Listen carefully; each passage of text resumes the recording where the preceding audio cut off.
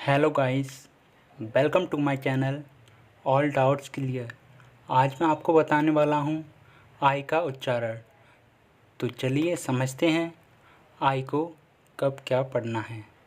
First rule है हमारा, जब दो कॉन्सोनेंट्स के बीच आई आए तो आई को छोटी ई से पढ़ते हैं, जैसे lip, pin, nib, zip, shit. इस रूल में दो कॉन्सोनेंट्स के बीच आई आया है, इसलिए हमने आई को छोटी ई से पढ़ा है। सेकंड रूल है हमारा, जब आई के बाद आर आए तो आई आर को छोटे आ से पढ़ते हैं। जब आई के बाद आर आए तो, जैसे bird, shirt, dirty, chirp, firm. इस रूल में आई के बाद आर आया है, इसलिए हमने आई को छोटे आ से पढ़ा है। तीसरा रूल है हमारा, जब आई के बाद आर ई आए तो आई को आई से पढ़ते हैं।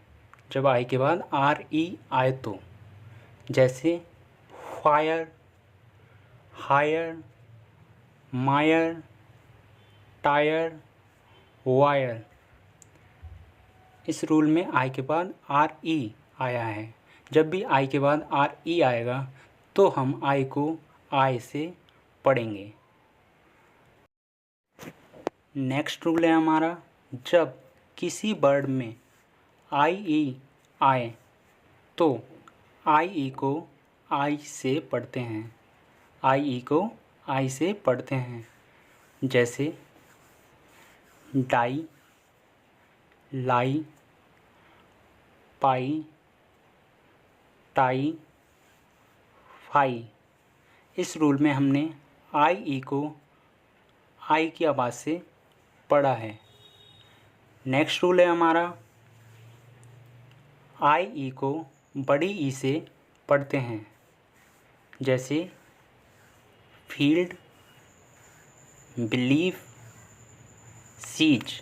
इस रूल में आई ई को हमने बड़ी ई से पढ़ा है। तो चलिए नेक्स्ट रूल है हमारा, जब आई के बाद ए कॉन्सोनेंट्स को छोड़कर ई आए तो आई को आई से पढ़ते हैं, जैसे rice, like, fine, bike, ripe. इस रूल में आई के बाद एक कॉन्सोनेंट आया है, उसके बाद ई आया है। ऐसे वर्ड में हम आई को आई की आवाज़ से पढ़ेंगे। नेक्स्ट रूल है हमारा, जब आई के बाद जी एच टी आए तो भी आई को आई से पढ़ते हैं, और जी एच टी में जी एच साइलेंट रहता है। मतलब जब भी जी एच टी साथ में आ रहा है तो उसमें जी एच को हम पढ़ते नहीं हैं, जैसे fight, right, light, night, might. इस रूल में हमने आई को आई की आवाज़ से पढ़ा है। नेक्स्ट रूल है हमारा, जब कॉन्सोनेंट्स के बीच आई आए तब भी आई को आई से पढ़ते हैं।